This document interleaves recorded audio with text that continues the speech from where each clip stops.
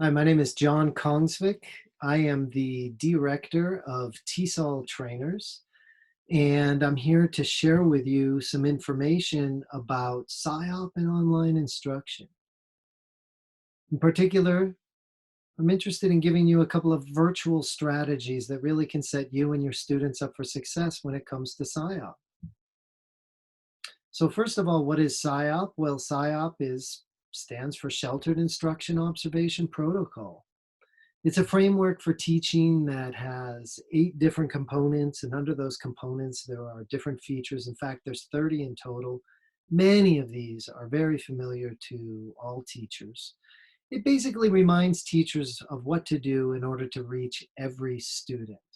It was originally designed to support English learners, but every student benefits from these strategies. And what separates the SIOP framework from other frameworks out there is the heavy attention it gives to language, not just content. So here are the 8 SIOP components. Take a look at them and see which ones sound familiar. Lesson preparation, building background, comprehensible input, strategies, interaction, practice application, lesson delivery, and review and evaluation. These are all things that as teachers we consider when we design and deliver our lessons.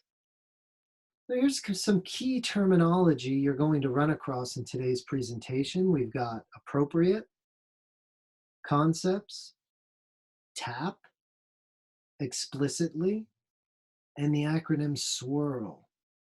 Think to yourselves for a minute, what do these words mean?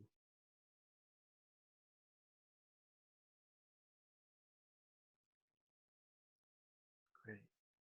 Here they are. Appropriate means relevant. Concepts means ideas. Tap isn't this tap, but tapping into something, connecting to something. Explicitly means overtly, and SWIRL is an acronym that stands for speaking, writing, intonation, listening, and reading. It's actually the 4 domains of language right there: speaking, writing, listening, and reading. As I mentioned before, SIOP gives a heavy emphasis to language. Let's take a minute and look at the SIOP components and features. Here's a brief video that outlines that. And what I'd love for you to do is notice how much attention is given to language. Each time these components and features come up, just try to identify where language falls in this framework.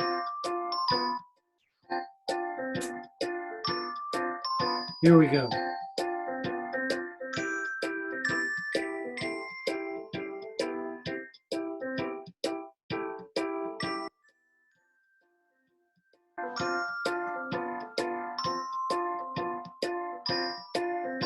Under teacher preparation, we have clear objectives. That's got something to do with language. Hey, there's that word appropriate. You see that?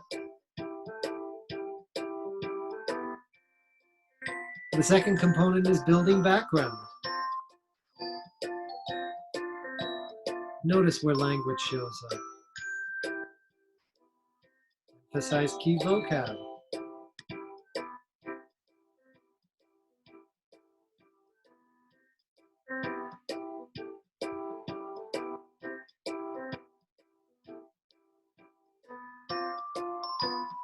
Many question types. That's another connection to language.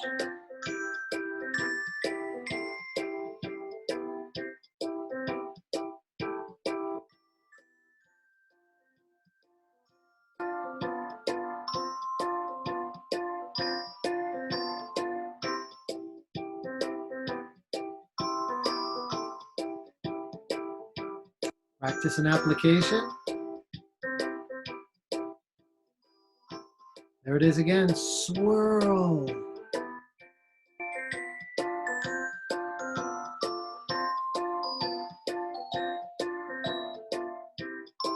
Support both objectives, that's language and content.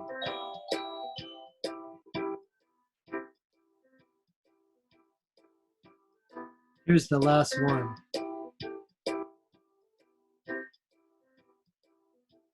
That's right. Okay.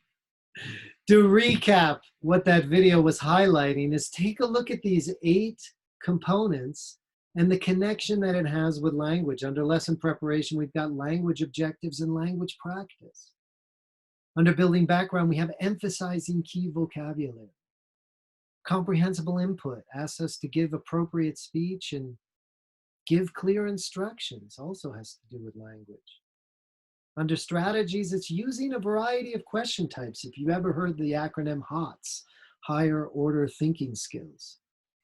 Under interaction, we've got student to student interactions. What a great way to pump up the language. Practice and application has us applying the language in meaningful ways and integrating the 4 skills. Remember that acronym, SWIRL? Under lesson delivery, we've got looking for ways to support the language objectives. And of course, review and evaluation has us reviewing the vocabulary that we worked with over the lesson. So here is a demonstration of how important language is to the SIOP framework and how important language is to the success of your students. So, what are the similarities and differences in face-to-face and online instruction? I mean, how I apply SIOP in the classroom reflect how I should apply SIOP in my online classroom? Well, of course, we know that there are many similarities and differences between teaching online and teaching face-to-face.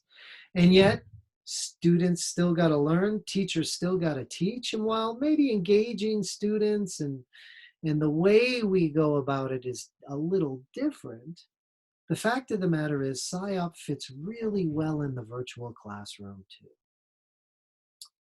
So here's a great question to ask ourselves. How can I use SIOP to improve online instruction? Let me give you 4 tips. Teach with transparency, tip number 1. Integrate language and content, number 2. Put them in the go zone. I'll explain what that means in just a minute. And shake things up. So teaching with transparency really has to do with setting clear expectations. What is expected of my students in the online classroom?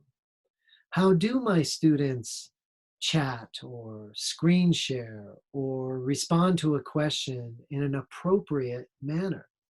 These are all things that I need to discuss with my students. I've got to figure out a way to give clear instructions, especially if I don't have that face to tell me if my students are understanding what I just said. And the last thing is providing rubrics to show students how they're going to be assessed on participating, on completing a task, doing an assignment. These are all things that support the autonomy and the responsibility that each and every individual learner needs to develop. The second tip has to do with integrating language and content. We've got to find ways to set language and content objectives, not just content objectives. What language are my students going to be working with in the class as well? We need to look for ways to boost student-to-student interaction. It's not only a great way to engage our students, it's also a great way to integrate language and content in the classroom. And in the next video, we'll take a look at how we can boost student-to-student interaction in the online classroom. And lastly, we've got to look for ways to begin and end with language, especially since it is an important thing that our students need to develop. We've got to look for ways to put students in the go zone. And when I say go zone, what I'm really talking about is that zone of proximal development. You know, up here we've got the O zone. Things are concepts and language. They're so far out of reach, no learning's occurring down there. Down here, we've got the no zone. They already have it. They already own everything. No learning's happening there or what either. And in the middle here, we've got the sweet spot. That's the go zone. That's where learning happens.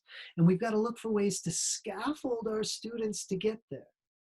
This requires us to engage them continuously with the content and the language.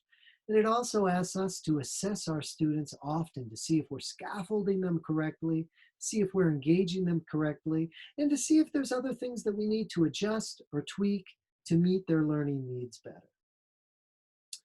So the last strategy is to shake things up. Look, we've got to look for ways to try new strategies and techniques. We've got to build our own capacity, not just in terms of teaching online, but also in terms of how sheltered instruction observation protocol, SIOP, fit into the online classroom. And the last thing, we give our students a break. This is new to them. We got to give ourselves a break too, especially if this is new to us.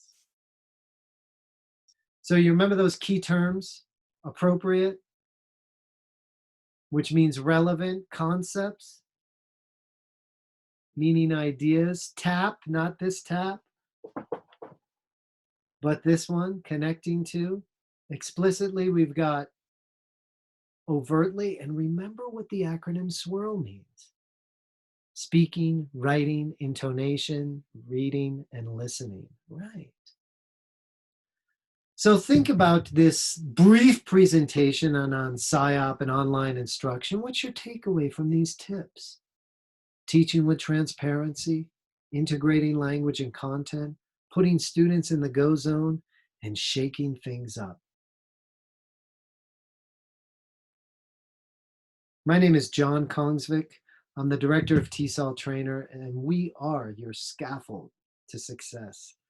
Thanks a lot. I really appreciate you spending a couple of minutes with me.